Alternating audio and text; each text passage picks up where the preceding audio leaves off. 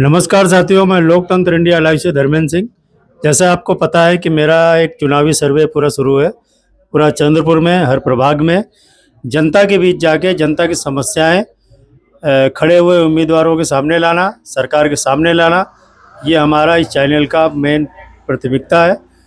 और जैसा कि आपने देखा कि हर वार्ड का आपको पूरा वीडियो डाला हो, हर वार्ड का आपने समस्याएं देखा, खड़े हुए उम्मीदवारों के आपने क्यों खड़े हुए। तो उसी कड़ी में आज हमारे साथ प्रभाग नंबर 17 से खड़े हुए उम्मीदवार आदरणीय श्रीमती माटाई ठाकुर, ये चंद्रपुर जिले के अध्यक्ष भी हैं और पूरा अपनी जिम्मेदारी निभाते हुए, परिवार देखते हुए, सामाजिक कार्य देखते हुए, पूरा पार्टी का काम देखते हुए खुद भी चुनाव लड़ रहे हैं इस प्रभाग नंबर 17 से। तो आइए हम जानते हैं उनसे मुलाकात लेते हैं, आपको रूबरू कराते हैं कि किन मुद्दों पे चुनाव लड़ रहे हैं, ऐसा चुनाव लड़ने का अचानक उनके मन में क्यों ख्याल आया और इस वार्ड के लिए क्या करने वाले।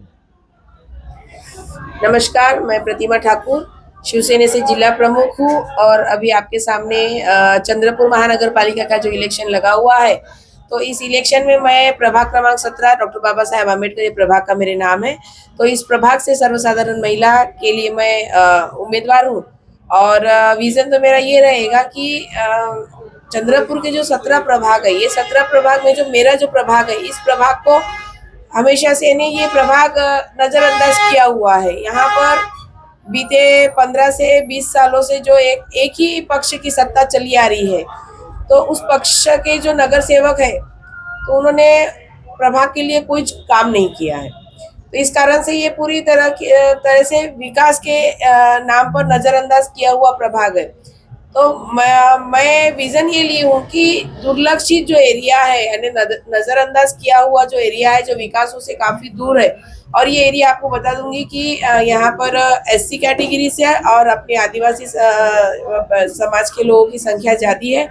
जंगल से सटा हुआ ये इलाका है और जो यहाँ की लोग बस्ती बसी हुई है, बेचारे मोल मजदूरी करने वालों की संख्या यहाँ पर हम देखेंगे तो काफी मात्रा में है।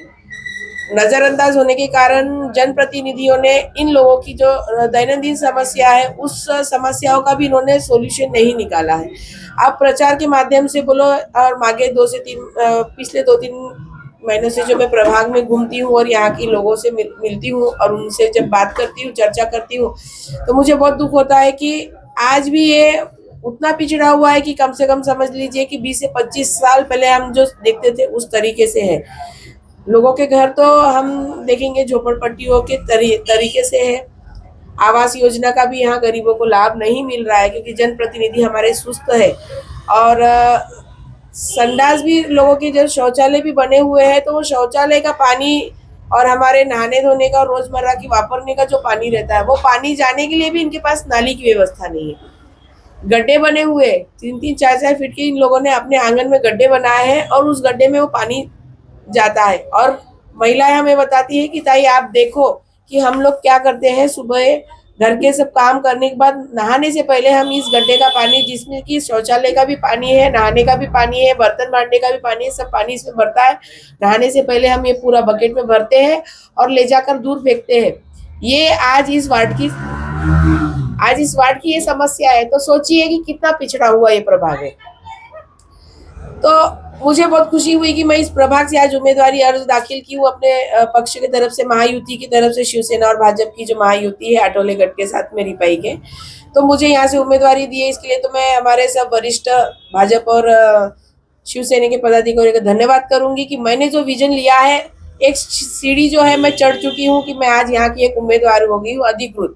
और अब मैं यहाँ पे लोगों से रूबरू हो रही हूँ। अपना वचननामा मैंने तैयार कर लिया है। मेरे वचननामे में मैं इस बस्ती को ही पूरी तरीके से टारगेट किया है।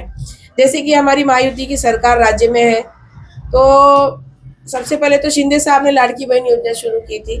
80% आपको बताना चाहूंगी, 80% यहाँ की महिलाएं लाड़की बहन योजना का लाभ लेती है, उन्हें खुशी है इस चीज की।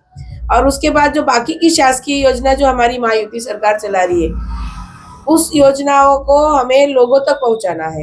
मैं अपने इस कार्यालय को लोगों के संपर्क का केंद्र बनाऊंगी ताकि गरीब से गरीब लोग जो तहसील तक जाकर या कोर्ट कचहरी तक जाकर अपने डॉक्यूमेंट्स क्लियर नहीं कर पाते, मैं इस केंद्र के माध्यम से उनकी सहायता करूंगी, उन तक सरकारी योजना किस तरीके से पहुंचाऊंगी।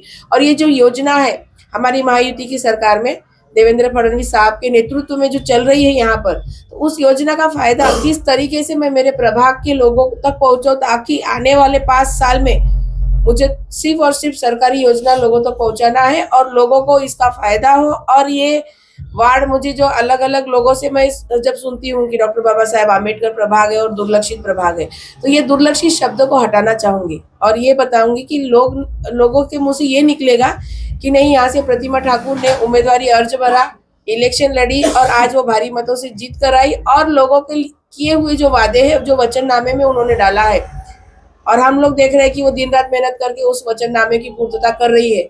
आने वाले 5 सालों में मुझे लोगों की तरफ से मुझे सम्मान मिलना चाहिए कि ताई आपने जो हमसे वादे किए हैं आप उसमें पूरी तरीके से खरी उतरी हो, ये मुझे लोगों की तरफ से प्रतिक्रिया मिलेगी।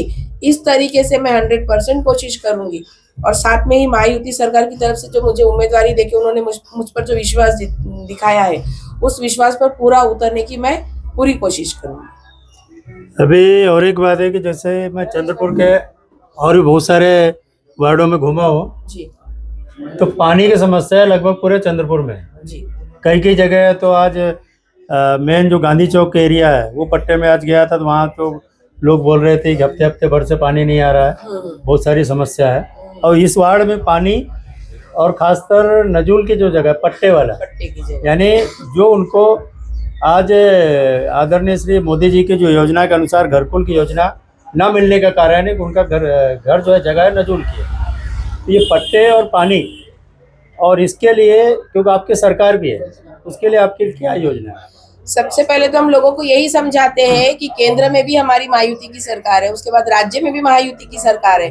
अगर लोगों ने हमको चुनकर दिया और यहाँ पर चंद्रपुर में भी हमारी महायुति की सत्ता बैठती है, हमारा महापौर बैठता है और हम नगर सेवक आते हैं प्रभाग से, तो जो आप जो समस्या बोल रहे हैं कि सही में यहाँ पर गोर गरीब लोग जो है उन लोगों ने किस परिस्थिति में जगह लेकर वहां पर अपनी झोपड़ियां बांधकर आज वो किस तरीके से उसको ईंट की दीवार खड़ी कर कर उस पर उन्होंने कवेलू की छत बनाई है। तो जैसे माननीय मोदी जी का सपना है कि हर व्यक्ति को घर मिलेगा, हर व्यक्ति के घर में नल चाहिए, अमृत योजना का उनका सपना है। तो अमृत जल योजना जो है महानगर पालिका ने जो पिछले 2-3 साल से करी है, वो योजना मेरे प्रभाग में भी मुझे लगता है 50 से 60% तक नल के जो कनेक्शन है लोगों के हुए हैं। फिर भी मैंने अभी बताया आपको कि 60% लोगों के घर में, लेकिन 40% लोगों के घरों में जो है वो नल की योजना अभी तक पहुंची नहीं है।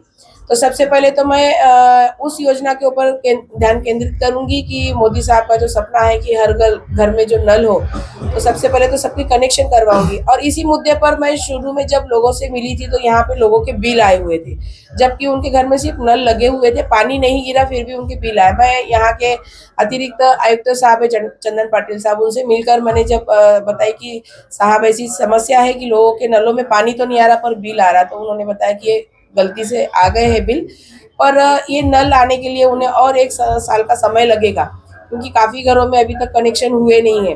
और उसके बाद उन्होंने हमको ये भी बताया है कि जो पानी की टाकी है वो बड़े जो उसकी जो क्षमता होती है उस हिसाब से वो तैयार कर रहे हैं, और जैसे वो तैयार होती है तो पूरे एरिया में पूरा टेस्टिंग करके हर घर में जो नल का सपना मोदी जी का है वो पूरा हम करने की पूरी कोशिश करेंगे। ऐसे उन्होंने मुझे महानगर पालिका के अतिरिक्त आयुक्त साहब ने कमिटमेंट किया, वही मैं लोगों को बताती हूँ। और जैसे ही आपने पट्टे के बारे में बोला, तो ये जगह जो नजुल की है, खुशी की बात ये है कि 2 दिन पहले बावनकुड़े साहब भी यहाँ पे आए थे चंद्रपुर में, कई जगह पे उन्होंने सभाएं ली। मेरे भी प्रभाग में उनकी सभा हुई तो उन्होंने यहाँ पे बताया कि अभी हमारे यहाँ 42 लोगों के जो है पट्टे सैंक्शन हुए हैं। तो उन्होंने हमको लोगों को कन्विंस करने के लिए बताया है कि जो नजुल की जगह है आज वो उनके हक की किस तरीके से होती है, और फॉर्म जो है महानगर पालिका में भी उपलब्ध है और हमारे पास भी उपलब्ध है। और उन्होंने हमें लोगों को जन जागृति करने के लिए बताया कि आप लोग ये फॉर्मेट जो है भर के महानगर पालिका में जमा करिए, और महायुति की सरकार पूरी कोशिश में लगी है कि यहाँ के सभी प्रभाग के निवासियों को उनके हक का जो है पट्टे का घर, पट्टे की जगह उनको मिलेगी। साथ में किशोर भाऊ ने भी सभा लिए थे, कल सभा हुई थी, किशोर भाऊ ने ये बताया था कि तुम्हारे लोग जगह के पट्टे होने के बाद में किस तरीके से आपको प्रधानमंत्री आवास योजना का लाभ मिलेगा, उसके लिए हम पूरी मेहनत करेंगे। साथ में उन्होंने सौर घर जो योजना है कि हर घर में सौर ऊर्जा का जो सेटअप रहता है, उसके लिए मैं खनिज निधि से गरीबों की मदद करूंगा कि क्योंकि कैसा है वो सौर जो सोलर सिस्टम है उसके जो अमाउंट होती है वो गरीब लोग वन टाइम पेड नहीं कर सकती है। तो उसके लिए भी किशोर भाऊ ने इजी कर दिया है कि मैं खनिज निधि के अंतर्गत जो भी आवास योजना के घर के ऊपर मुझे सौर ऊर्जा का फायदा देना है, उसके जो पैसे लगते हैं वो हम खनिज निधि के अंतर्गत उसकी भी पूर्तता करेंगे।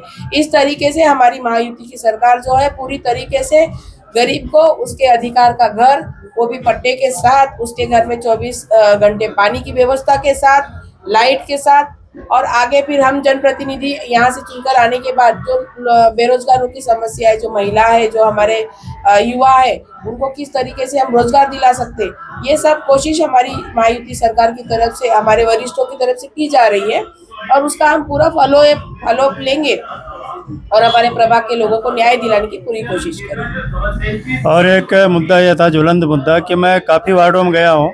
एक कोरी वार्ड में मैं गया हुआ था, एक वृद्ध महिला जिसका कोई आसरा नहीं है, कुछ नहीं है, लेकिन वो जो महानगर पालिका जाती है तो उससे महानगर पालिका के बाबू लोग सीधा बोलते हैं कि मुझे इतना पैसा चाहिए ये फाइल में साइन करने के लिए, तभी तुम्हारा होगा।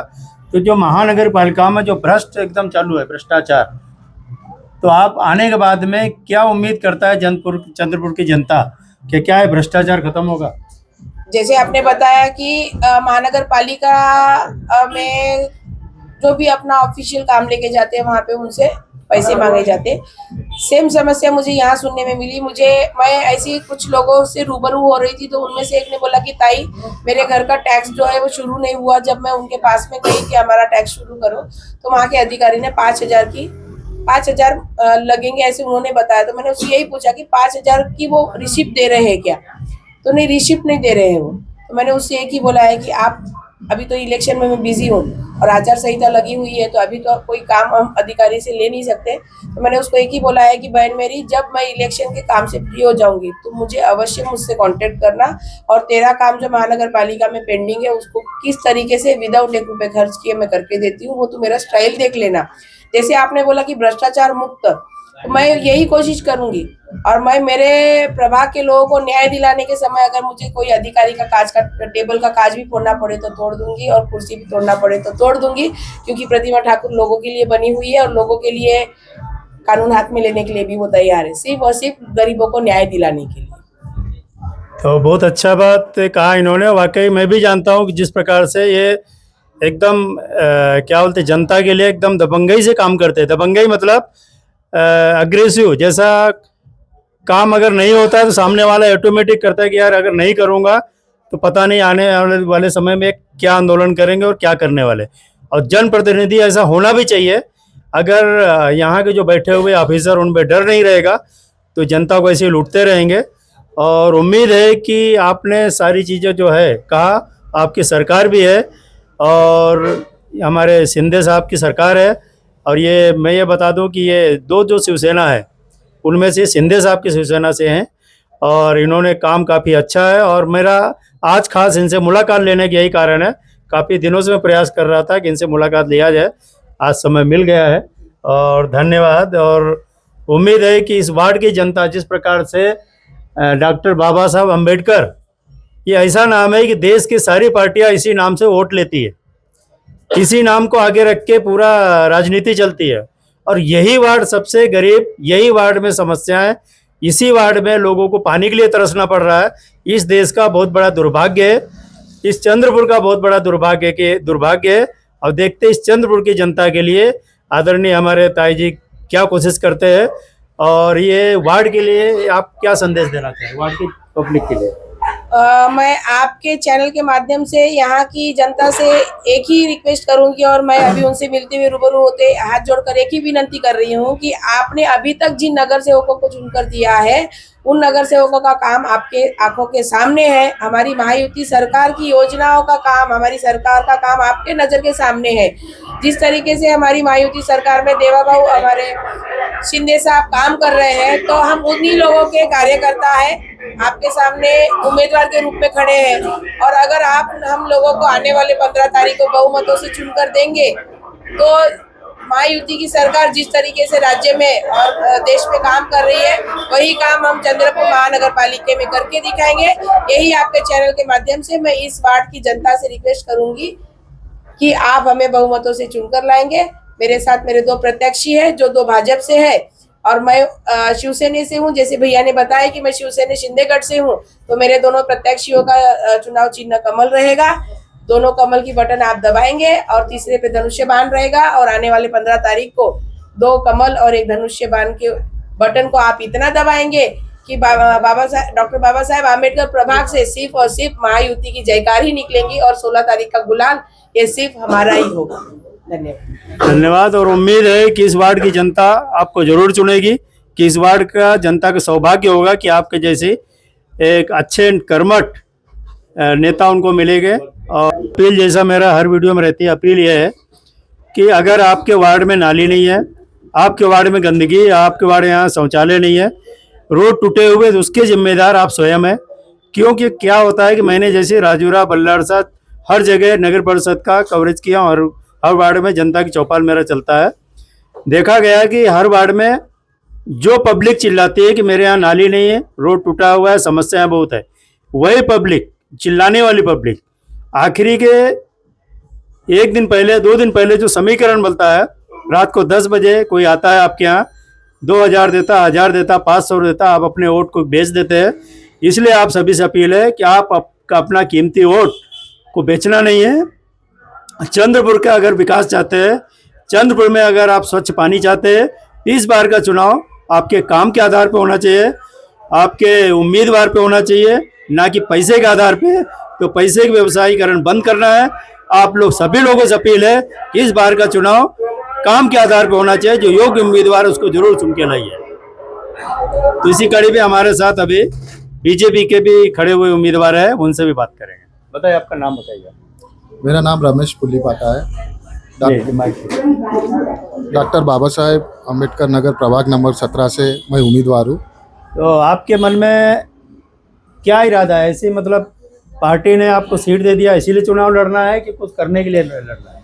यहाँ का मुख्य समस्या है, यहाँ पे 15-20 साल से जो नगर सेवक है, जो काम किए उन्होंने, जिस तरह का काम करना चाहिए उस तरीके से कुछ भी काम नहीं है।